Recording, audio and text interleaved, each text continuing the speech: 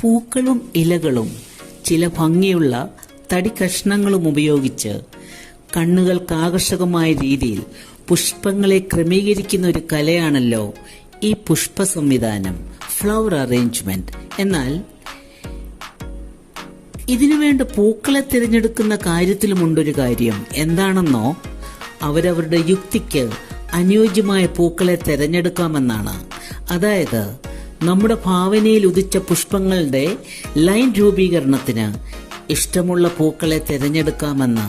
ചുരുക്കി പറഞ്ഞാൽ വില കൂടിയ റോസ് ഫ്ലവർ തന്നെ ഉണ്ടാകണമെന്ന് യാതൊരു നിർബന്ധവുമില്ല ഈ പുഷ്പ സംവിധാനത്തിൽ. അതുകൊണ്ട് ഇന്നത്തെ ഫ്ലവർ അറേഞ്ച്മെന്റിന് ഞാൻ കുറച്ച് കാട്ടുപൂക്കളാണ് തിരഞ്ഞെടുത്തത്.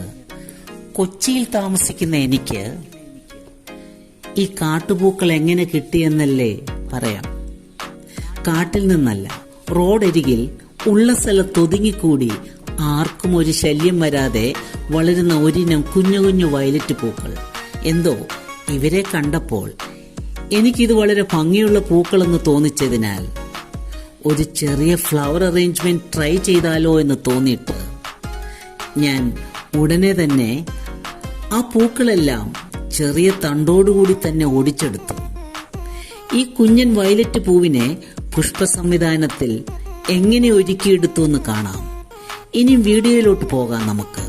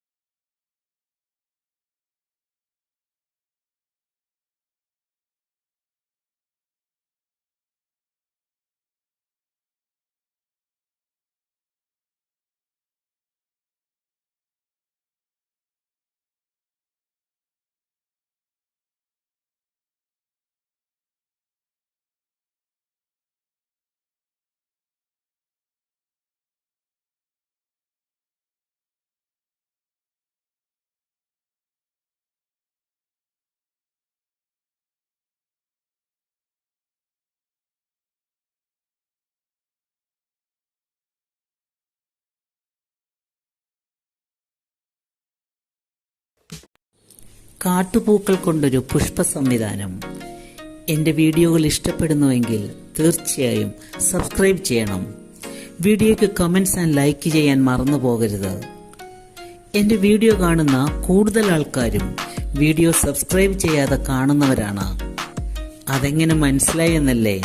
അടുത്തൊരു വീഡിയോയിൽ അത് ഞാൻ പറയാം. You are watching video from Beena's fun world. Thank you.